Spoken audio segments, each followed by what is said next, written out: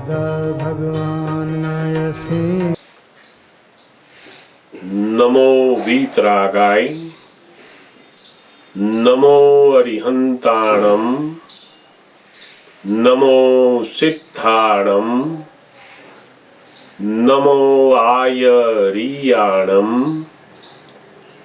नमो वत्सायाणम, नमो लोये सब साहुणम, ऐसो पंचनमुक्कारो सव्वपावपणासणो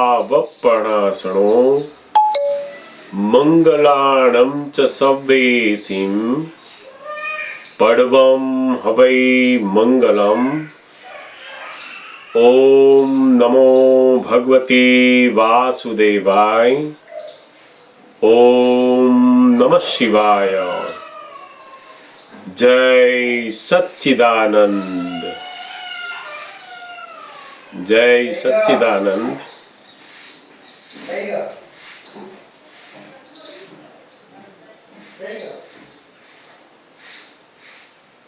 जय सच्चिदानंद।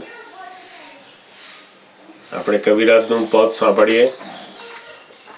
અહીંયા ઇલેક્ટ્રિસિટીનું બહુ અહીંયા બધું રિનોવેશન કામ ચાલી રહ્યા છે,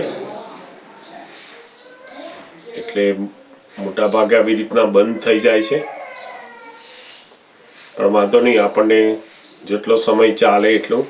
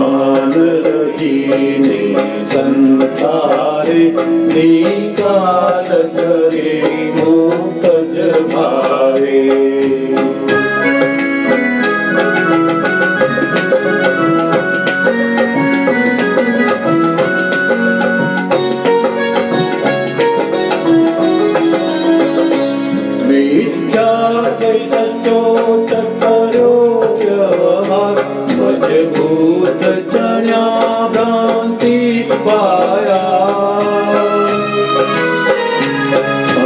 વૈશ્વિક સર્વે સુખ આભાર સમજો વિનાશી મૃગ છાયા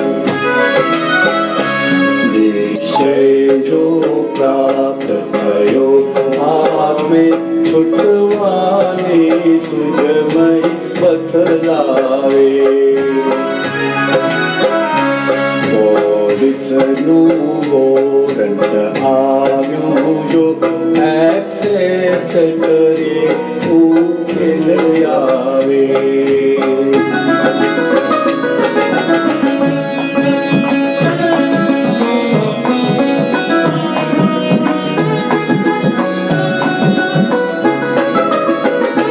વ્યવહાર રહ્યો જ્યાંથી ખાલી પછી ત્યાગ ગ્રહણ ધંધો મીટે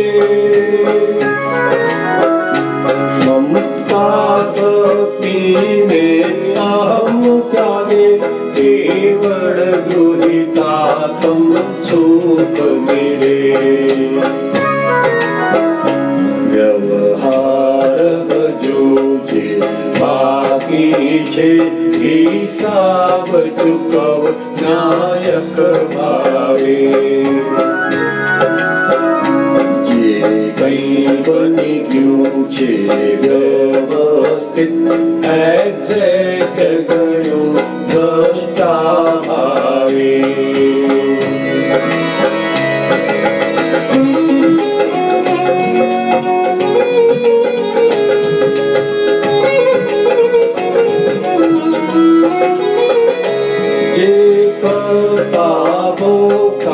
કર્મ પ્રસંગ ઉત્પત્તિ લયથી ભાવે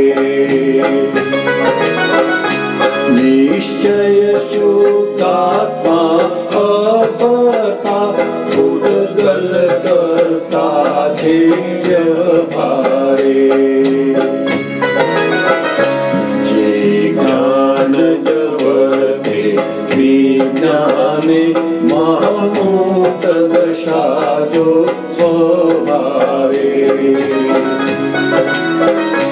ભગવાન છું સમજી ગાવામાં મુક્તિ સુખ પદ આત્મ ભાવે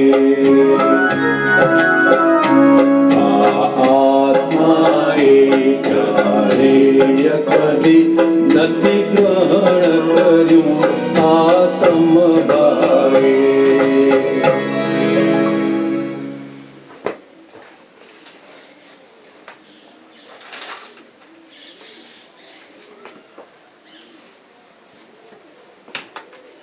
જય સચ્ચિદાનંદ. દાદા ભગવાનના વિજ્ઞાનની અદ્ભુત બધી વાતો કબીરાજના પદોમાં આપણે લેતા જઈએ છીએ. એક એક પદ એ દાદા ભગવાન પ્રત્યે એટલો બધો અહોભાવ ઉત્પન્ન કરે અને એમના વિજ્ઞાનની ઘણી બધી વાતો એક એક નાનકડી લાઈનમાં આપણને ખૂબ સુંદર હૃદયમાં ઝણઝણાટ કરી દે એવી વાતો લખે છે.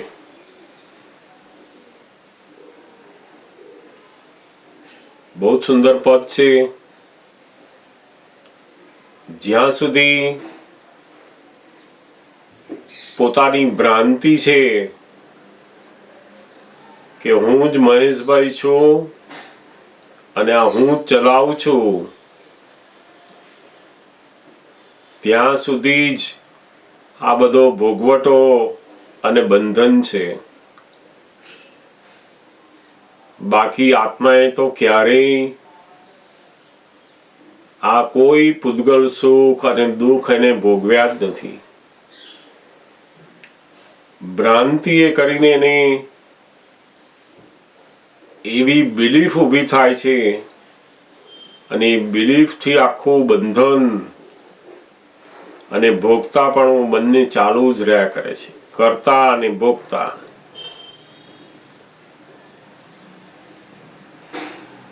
દરેક જ્ઞાની પુરુષોને નિશ્ચય આત્માનું ભાન થાય, પણ સાથે સાથે એમનો વ્યવહાર પણ એટલો જ આદર્શ રૂપે હોય છે. એમને આ જગતમાં કોણ કરતા છે બરાબર સમજાયેલું હોય, અનુભવેલું હોય, છતાં કોઈ વ્યવહારમાં કે એમને કે આવું નહીં, આમ કરવાનું, અથવા આ ખરાબ થયું, એ તમે આમ કર્યું માટે થયું, તો વ્યવહારની અંદર જ્ઞાની એ ભૂલને સ્વીકાર કરે. આ બહુ જ મોટી વસ્તુ છે. પોતે નિશ્ચય કરીને આત્મા થયા, જગતના અંદર કોણ કરતા છે એ સમજેલા છે, છતાં પણ જ્યારે વ્યવહાર હોય છે ત્યારે વ્યવહારમાં ભૂલનો સ્વીકાર પણ કરતા હોય છે.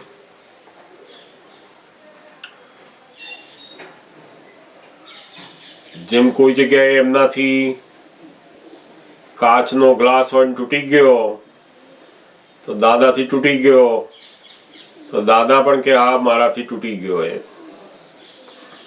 એ ત્યાં એવું ના બોલે કે મેં નથી તોડ્યો, તમને વ્યવસ્થિત શીખવાડ્યું છે તો મારું કેમ નામ દો છો તમે. એવું ના કે, વ્યવહારને સ્વીકાર કરે છે. આ બહુ જ અદ્ભુત જાગૃતિ, વ્યવહારની જે જાગૃતિ છે એ જેટલી એક્ઝેક્ટનેસમાં આવે એટલો જ એનો નિશ્ચય ખીલેલો છે એમ કહેવાય છે. નિશ્ચયનું આખું માપદંડ એ પેલો વ્યવહાર છે એનો.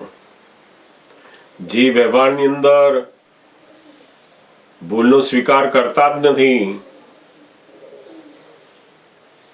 અને નિશ્ચયની વાત કરતા હોય તો એ નિશ્ચયનું અધૂરાપણું છે. તો શાબ્દિક છે નિશ્ચય. એટલે બહુ સુંદર આ કવિરાજે આ પદની અંદર દરેક જ્ઞાનીઓને વ્યવહાર હોય છે અને એ વ્યવહારનો કેવી રીતે નિકાલ કરે છે. પોતે જ્ઞાયક રહીને આખો વ્યવહારનો જે નિકાલ કરી રહ્યા છે એ આપણને જોવા મળે. એ સૌથી ઊંચામાં ઊંચો જ્ઞાનીઓનો સત્સંગ છે. એ પોતે દરેક ફાઇલો સાથે કેવી રીતે નિકાલ કરે છે એ જો આપણને જોવાની દ્રષ્ટિ અને એવો યોગ મળે તો બહુ જ ઊંચામાં ઊંચો એ સત્સંગ કહેવાય છે. ખૂબ સુંદર પદ આપણે સાંભળ્યું. હવે તમારામાંથી આપણે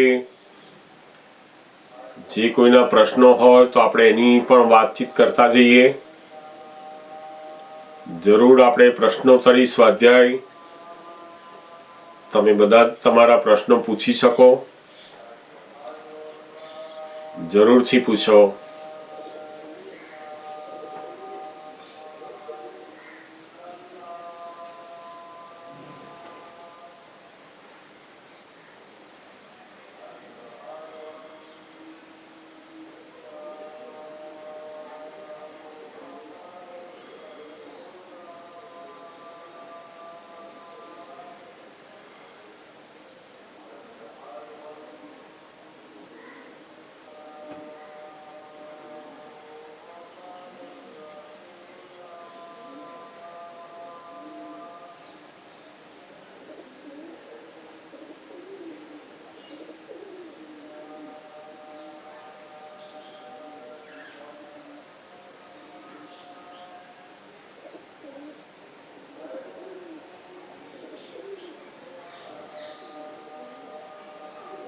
જય સચ્ચિદાનંદ. જય સચ્ચિદાનંદ.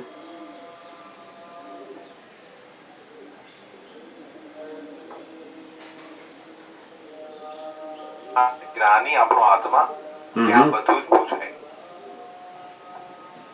તો દાદા એવું કે છે એમાં કે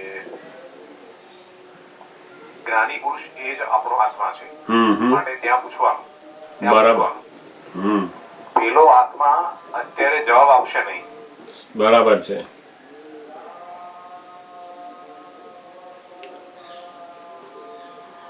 બરાબર છે. પ્રકાશ પાડીએ. જ્ઞાની પુરુષ એ જ આપણો આત્મા છે. આપણે જે કંઈ પૂછવું હોય એમને પૂછાય. જ્યાં સુધી પેલો આત્મા એ પૂર્ણ રૂપે થયો નથી ત્યાં સુધી આપણે પોતાનો હા એટલે દાદા ભગવાન કહેવા માંગે છે કે તમારો જે આત્મા છે એને તમે પૂછો તો એ કશું બોલે નહીં અત્યારે. કારણ કે અત્યારે તમે પૂછો ને તો પેલું બુદ્ધિ બોલે અંદર.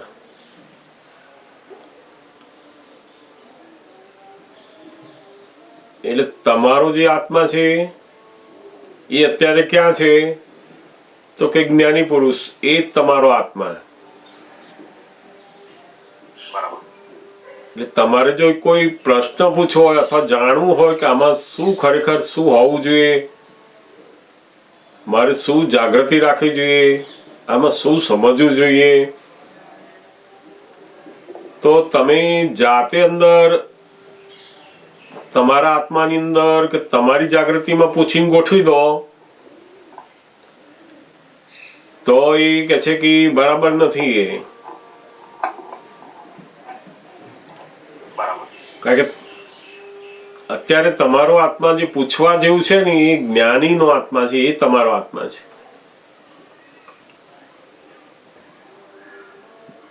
જ્યાં સુધી પૂરેપૂરું આખું વિજ્ઞાન આપણને જાગૃતિમાં આવ્યું નથી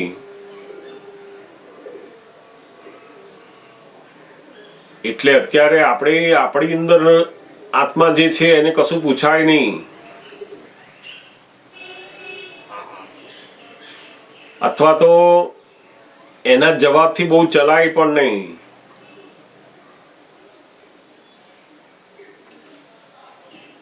પોતાના આત્માની સમજણ થી ક્યારે ચલાય તો કે પેલી બુદ્ધિ પૂરેપૂરી જતી રહી હોય પછી એ સેફ સાઈડ થઈ ગઈ પછી એનાથી ચલાય આપણે. ત્યાં સુધી પેલું જ્ઞાની પુરુષ એ જ આપણો આત્મા. ત્યાં પૂછો એમને કે હું જે કરું છું એ બરાબર છે, મને આવું આવું થાય છે, એની અંદર હું આવી સમજ રાખું છું, એ બરાબર છે. અત્યારે એ જ્ઞાની પુરુષ એ જ આપણો આત્મા, એમને પૂછવું પડે.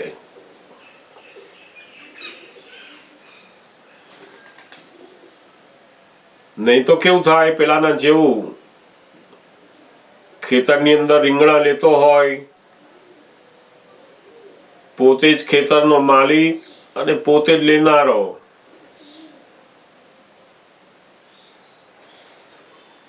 એટલે એ બોલે 5-10 રીંગણા લાવો તો પેલો કે 10-12 લે ને. તે જે માંગનારો અને આપનારો બંને એક જ છે. તો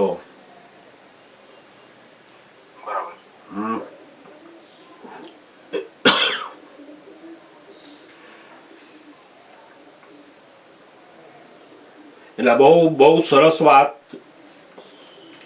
દાદા ભગવાન અંદર કહી આપણને.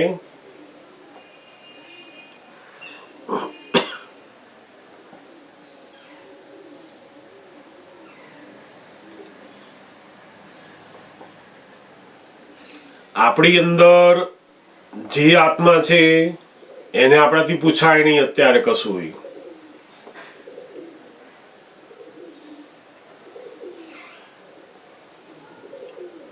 સમજાયું ને?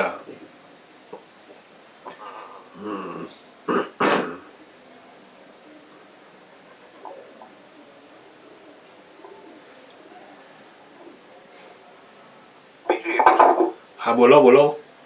કે એક ટાઇટલ છે સર્વે આગમોના ફોડ અહીં, એવું દાદાનું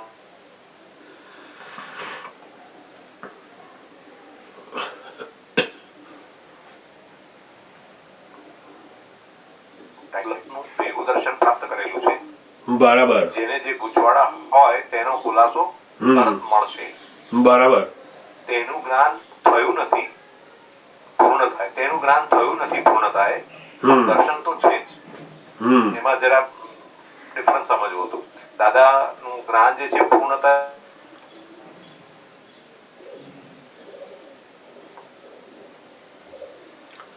એટલે એમનું જે દર્શન છે એ પેલું 360 ડિગ્રીનું દર્શન છે. એમની સમજણમાં આખું કેવળ જ્ઞાન પૂરેપૂરું આવી ગયું છે, પણ એમના જ્ઞાનમાં નથી, એટલે કે વર્તનમાં નથી. જે 4 ડિગ્રી એમની બાકી છે એ 4 ડિગ્રીનું વર્તન બાકી રહ્યું એમનું.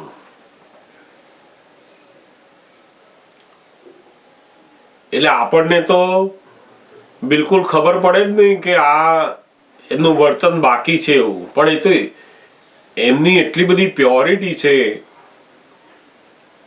કે પોતાની જે દશા છે એને જેમ છે તેમ એ વર્ણન કરે છે. અમને આગમોનું, જગતના બધા જ ધર્મોના શાસ્ત્રોનું કોઈ પણ વાત જ્ઞાની પુરુષને જ્યારે પૂછવામાં આવે ત્યારે એમનું જે દર્શન છે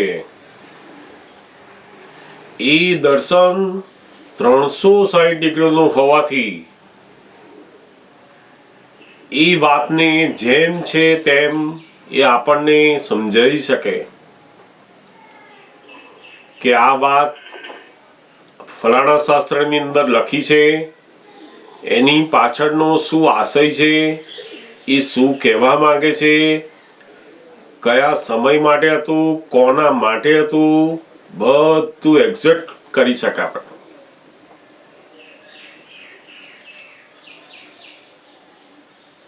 જ્યાં સુધી દર્શન પૂર્ણ ના હોય ત્યાં સુધી પેલી જે બધી વાતો છે એની અંદર એક્ઝેક્ટનેસ ના આવે. એટલે એમનું જે આખું છે કેવળ દર્શન 360 દર્શન પૂર્ણ થયેલું છે, પણ જ્ઞાન પૂર્ણ નથી હજુ. એટલે 4 ડિગ્રી જે બાકી છે કેવળ જ્ઞાનની અંદર એ એટલે કે છે કે અમારી 4 ડિગ્રી બાકી છે, પણ સમજમાં પૂરેપૂરું છે. 360 ડિગ્રીની પણ કોઈ વાત હોય તો એમના દર્શનમાં છે એટલે સમજાઈ શકે ખરા આપણને. જેમ આપણને પણ એવું કે આપણું જે દર્શન હોય ને એ 325 ડિગ્રી ઉપર આવીને ઊભું હોય,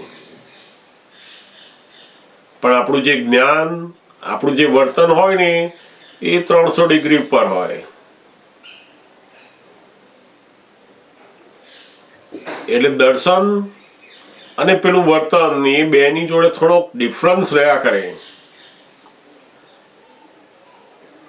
આ કાળની અંદર જેટલું દર્શન હોય ને એટલું એનું પેલું જ્ઞાન ના હોય. આ કાળનો એવો પ્રભાવ છે જોડે જોડે એની સમજણમાં એકદમ ઊંચું હોય પણ વર્તન એથી લોઅર કક્ષાનું આવે. પછી ધીમે ધીમે ધીમે પેલી સમજણથી એનું વર્તન પેલું બદલાતું જાય, એના બીજ બદલાતા જાય, અને પછી પેલું જેટલું દર્શન હોય એટલું વર્તન થયા પછી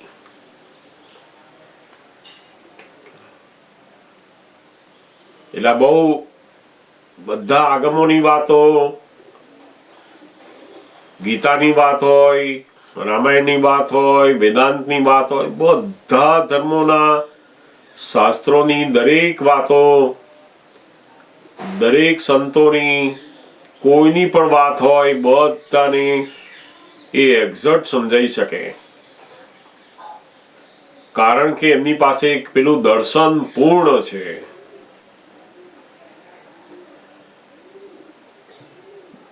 પૂર્ણ દર્શન વાળાને દરેક ડિગ્રીના વ્યૂ પોઈન્ટ એ સમજી શકે.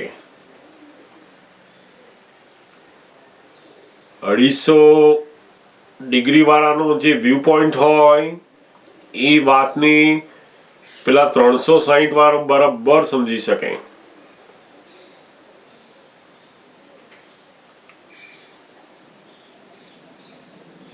એટલે બહુ આ સુંદર વાત છે કે દરેક ધર્મોના, દરેક શાસ્ત્રોની અંદરની દરેક વાતો જ્ઞાની પુરુષ આપણને એક્ઝેક્ટ સમજાઈ શકે. એનું કારણ શું છે? તો કે એમની પાસે આખું કેવળ દર્શન, પૂર્ણ દર્શન છે.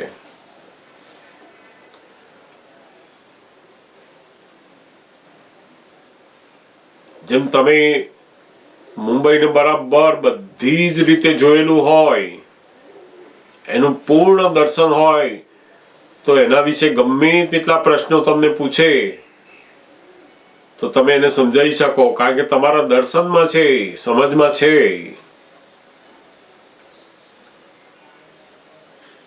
એવી રીતના દાદા ભગવાનના જે દર્શન છે એની પૂર્ણતાને કારણે એ આપણને દરેક વાતોને એક્ઝેક્ટ સમજાઈ શકે છે.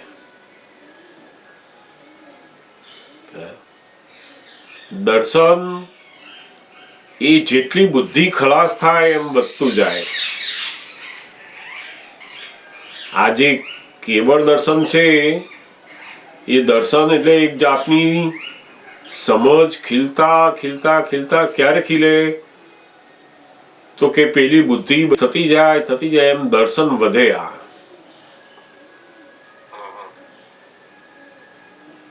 અને એ દર્શન ધીમે ધીમે ધીમે સંજોગોની અંદર આપણને જ્ઞાનની અંદર કન્વર્ટ કરે. પછી જેમ આજે આપણું દર્શન હવે થઈ ગયું નવું કે આપણે ખરેખર બાય રિયલ વ્યૂ પોઈન્ટ શુદ્ધાત્મા છીએ, એ આપણે અંદર દર્શન ફિટ થયું. હવે એટલે શું થાય? તો કે હવે એ દર્શન જ્યારે સંજોગો એવા આવે કે વ્યવહારની અંદર કોઈ મહેશભાઈને ના ગમતું બોલ્યું, ત્યારે પેલું દર્શન આવીને ઊભું રહે ત્યાં કે આપણે તો શુદ્ધાત્મા છે, આ મહેશભાઈને બોલ્યા છે. તો એટલે એ દર્શનથી શું થાય? તો કે પેલો જે ભોગવટો આવતો તો વધારે એ બંધ થયો, પણ છતાંય મહેશભાઈ પાછા ઊંચા નીચા થયા કરે. એ વખતે આપણું જે દર્શન છે કે હું તો ખરેખર શુદ્ધાત્મા જ છું, અને જેણે આ નાગમતું કર્યું એ તો નિર્દોષ છે, એ તો નિમિત્ત છે. વિચારો, અંદર પેલી બુદ્ધિ બૂમાબૂમ કરે કે હોતું હશે, આ લોકોને કહેવું જ જોઈએ, આ તો બધા કહીએ નહીં તો ગમે તેમ વર્તે એવા લોકો છે. એ બુદ્ધિની જેટલી બૂમાબૂમ થાય એને આપણે જુદા રહીને જોયા કર્યું. આપણે પોતે શુદ્ધાત્મા રહ્યા અને આ જુદા રહીને જોયું એટલે તપ થયું ત્યાં.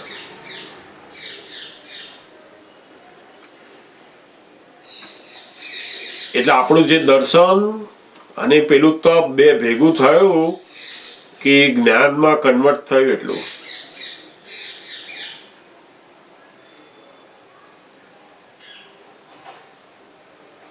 એટલું જેટલું દર્શનની જોડે તપ થતું જાય એટલું એ દર્શન જ્ઞાનમાં પરિવર્તિત થાય છે.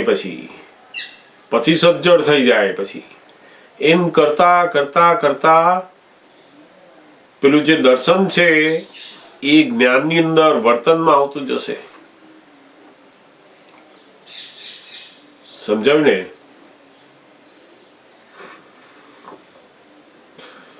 અશોકભાઈ, હા બોલો. જય સચ્ચિદાનંદ. જય સચિદાનંદ. એક પ્રસંગ એવો બન્યો કાલે, તો એમાં એવું થયું after long time, so many years પછી, કે મગજ પટકે બીજી સવાર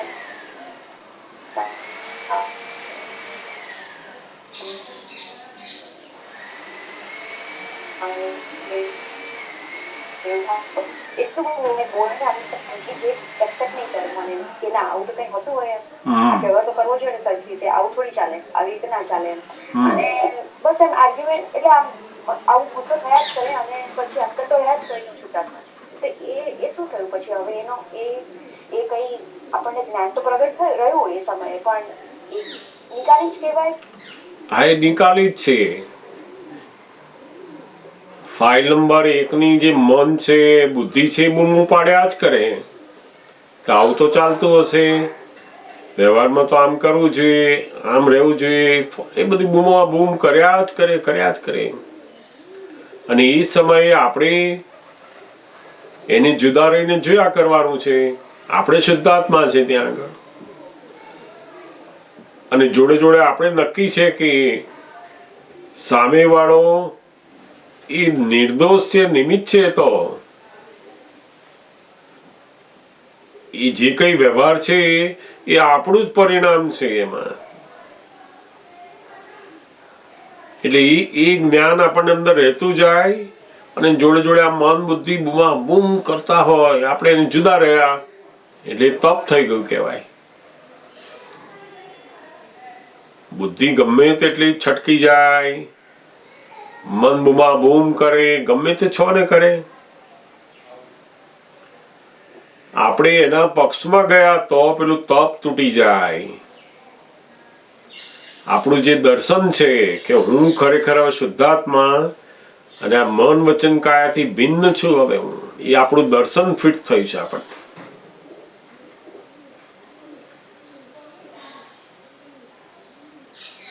એટલે બાય રિલેટિવ વ્યૂ પોઈન્ટ આમ મનમાં ગયો, બુદ્ધિ બધું રિલેટિવ થઈ ગયું. આખી ફાઇલ નંબર 1 રિલેટિવ થઈ ગઈ, અને મારું રિયલ સ્વરૂપ શુદ્ધાત્મા, એ દર્શન આપણે શુદ્ધાત્મા તરીકે રહી ને પેલું બુદ્ધિને છટકે કે ના છટકે જોયા જ કરવાની, ને છોન બૂમા બૂમ કરે જાય. એ તપ છે. આપણે બુદ્ધિનું કયું માન્યું નહીં અને એને જુદા રહીને જોયા કરી, એ તપ કહેવાય.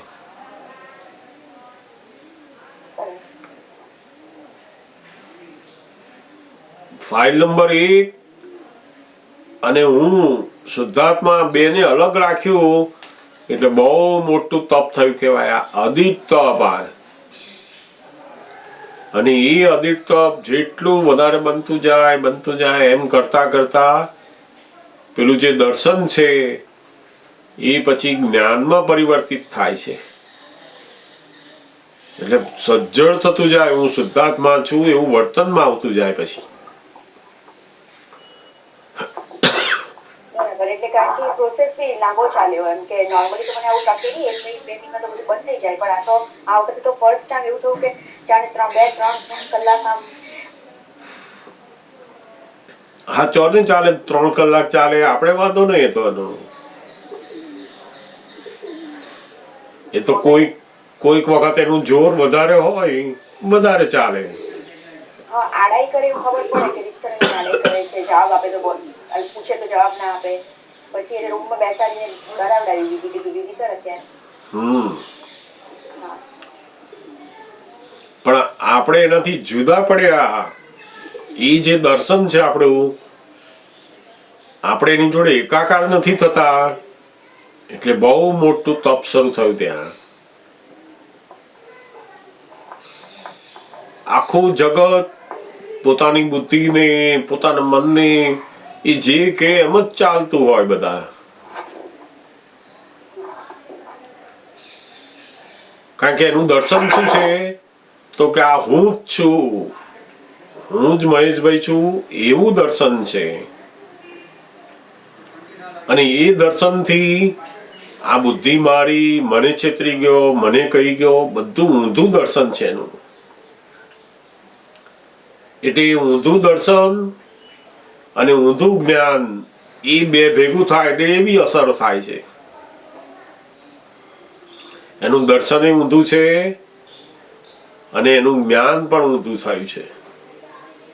એટલે શું થાય તો કે નિરંતર રાગ દ્વેષ અને વેર બાંધ્યા જ કરે છે. હવે દર્શન બદલાઈ ગયું.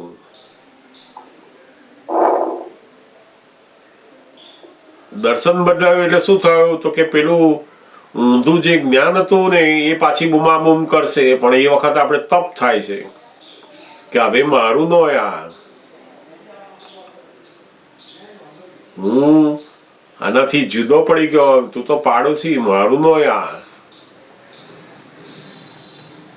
એટલે કલાક બૂમો પાડે, 2 કલાક પાડે કે 10 કલાક પાડે, આપણે જુદા નથી.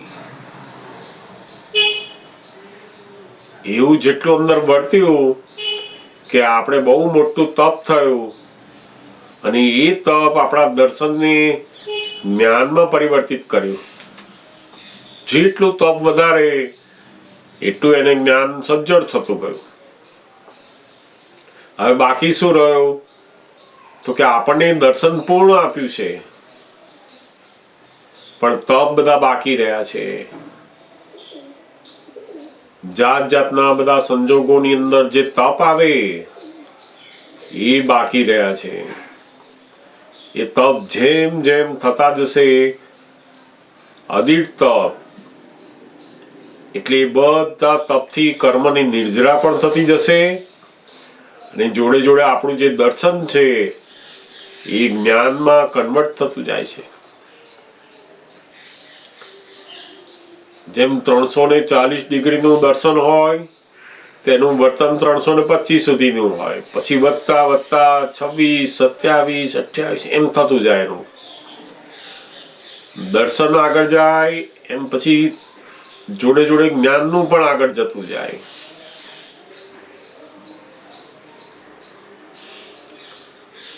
સમજાય ને? એટલે આ આખો મોક્ષ માર્ગ જે છે એના મુખ્ય જે 4 પાયા કયા, એમાં સૌથી પહેલું દર્શન આવે છે. અક્રમ વિજ્ઞાન એ દર્શનથી શરૂઆત થાય છે. દર્શન, જ્ઞાન, ચારિત્ર અને તપ. ક્રમિક માર્ગની અંદર જ્ઞાન, દર્શન, ચારિત્ર અને તપ. જ્યારે અક્રમની અંદર પહેલું દર્શન, પછી જ્ઞાન, પછી ચારિત્ર અને તપ. એટલે દર્શન તો પહેલા તપ હોય પછી ચારિત્ર આવે ને? હા, એટલે ચારિત્ર પરિણામ છે એટલે ત્યાં મૂક્યું પહેલું એને, કે જેવું જ્ઞાન હોય, દર્શન થી જ્ઞાન આવે એટલે પેલું તપ તો થાય તો જ આવે અંદર. પણ આ દર્શન પહેલું એ અક્રમ વિજ્ઞાનની સૂચક છે. શ્રીમદ રાજચંદ્રનું તમે જો વાંચો ને તેની અંદર એમણે પણ આ દર્શન શબ્દને પહેલો મૂક્યો છે. દર્શન, જ્ઞાન, ચારિત્ર એ જ મોક્ષ માર્ગ. એમ આપણને ખબર ના પડે એ વખતે કે આ દર્શન શબ્દ અહીંયા કેમ પહેલો મૂક્યો, તો કે એમને પણ આ ખબર હતી. આ દર્શનની જે વાત કરી આપણે, હા, આપણે સમજણના અર્થમાં લેવાનું છે. આ દ્રઢ સમજણ સાચા આપણી ભાષામાં સમજણ કહેવાય, પણ ખરેખર આ એવી સમજણ કે ફરી ક્યારેય જાય જ નહીં, એને દર્શન કહેવાય છે. બિલીફ એની બેને જેમ પૂછ્યું ને, એટલી બધી સંસારની એવી ચીકની ફાઇલો આવતી હોય, સંસારની એટલે ખાસ કરીને અમારા લોકોને જો હોય તો અત્યારે સંસારની વસ્તુ તો નિપટાવી દઈએ ઘણી વખત એવું બને છે, કુટુંબિક હોય કે બરાબર છે, પણ જે આજીવિકા જેને કહેવાય કે જોબ કરતા હોઈએ આપણે, ને ત્યાં જે ફાઇલો આવે ને એ ફાઇલો ઘણી વખતે મલ્ટીફેક્ટોરિયલ હોય, ઘણા બધા ફેક્ટર હોય એમાં. યસ, બરાબર. અને એમાં સંજોગો, પછી પોલિટિક્સ, પછી સ્વાર્થ વૃત્તિ, પછી કોમ્પિટિશન, બરાબર, પછી છે ને તો વાસ્તવિકતાને ધ્યાનમાં રાખ્યા વગર લાભ લેવા અથવા તો વન સાઇડેડ બેનિફિટ લેવા, અને એમાં એના મલ્ટિપલ માસ સામે ઉભું હોય, બધું સફળ થતું હોય. આવું એક વહીવટમાં પરિસ્થિતિ ઊભી થાય ને ત્યારે જે ફાઇલો આવે એવા સ્ટેજમાંથી હું થોડો પસાર થઈ રહ્યો છું છેલ્લા 15 વર્ષથી. અને ગઈકાલે એનું એક્સ્ટ્રીમ પરિસ્થિતિ અમારે આવી ગઈ. બરાબર. જે વ્યક્તિ મારી જુનિયર હતી એને ટ્રાન્સફર થી અમુક જગ્યાએ મૂકીને એને હાયર પોસ્ટ પર મૂકી. બરાબર. મારો બોસ નથી થતો, પણ વસ્તુ શું બની કે એ કાર્યક્ષેત્રમાં અમારે જઈને પણ ત્યાં અમારે ડ્યુટી બજાવવાની હોય. હવે અમારું જે સેક્ટર હોય એમાં જે કેસીસ આવે ક્લિનિકલ કેસીસ એ કામ કરવાના હોય તો મારા જેવા 59 વર્ષ થયા જે મારે સર્જરી કરવાની હોય તો it goes very difficult in large animals. બરાબર. એ વખતે જે મેન પાવર ના હોય ને પછી જે ઠીકી વિચિત્ર સિચ્યુએશન ઊભી થાય ને, અને પછી જે માણસને મેન પાવર આપણે ઇન્વાઇટ કરીએ ને ન આવવા તૈયાર હોય, કોઓપરેટ ના કરવા હોય, કાં છટકી જવા માંગતો હોય, રાઈટ, અથવા તો હું અજાણ છું આનાથી, આવું એટલું બધું જેને કહેવાય. હવે એ વખતે સમજણ, પછી જ્ઞાન, પછી ચારિત્ર અને તપ, તમે જે કીધું તપ બહુ થાય, જબરદસ્ત તપ થાય. પહેલું શરૂ થઈ જતું એવું લાગે તપ અમને. હા, એટલે પેલું દર્શન છે તો જ આ તપ થાય. લોકોને તપ નથી. બધા લોકોને મુશ્કેલીઓ આવે છે, જાત જાતની બધી આવી મુશ્કેલીઓ હોય, એને અંદરમાં બધું ચાલતું હોય, એની બુદ્ધિ ગળબાંજ કર્યા કરતી હોય કે આનું શું થશે, આ કઈ આ ઠેકાણું નથી, આ આમ કરીએ તો ચાલે નહીં, એ બધું ગળબાંજ ચાલ્યા જ કરતી હોય. તો એ તપ ક્યારે બને છે તો કે આપણે એનાથી જુદા પડીએ કે ઓ આ ફાઇલ નંબર 1 માં ચાલે છે અને હું શુદ્ધાત્મા છું, ત્યારે તપ થાય છે. ત્યાં સુધી તો બધા રાગ દ્વેષ છે. પેલાની અંદર આવું ઊભું થાય અજ્ઞાનમાં, ત્યારે તો એ બીજા ઉપર બહુ જ મોટા આરોપ આપે, અંદરથી બધાને દોષિત જુએ, હું જોઈ લઈશ, અને આ આવું કરતા આપણે આવું જ કરવું જોઈએ ને, આપણે શું પડી છે કે છે તે બધાને દોષિત જુએ, બધાની જોડે વેર બાંધે, અંદર બધા ક્રોધ માનમાં એ લોકો કરે, એટલે અનંત કર્મો બાંધે છે પાછો ત્યાં. એટલે તપમાં કન્વર્ટ ના થાય નહીં. તપનું કન્વર્ટ ક્યારે થાય તો કે જ્યારે એની રાઈટ દર્શન, રાઈટ બિલીફ બેસે, પછી જ પેલું કન્વર્ટ થાય છે તપમાં.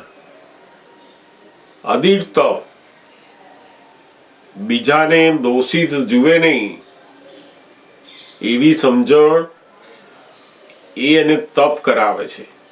ઓહો, છે તો વ્યવસ્થિત જ જાય. આ બધું જે કઈ ગોઠવાયું બધું વ્યવસ્થિત.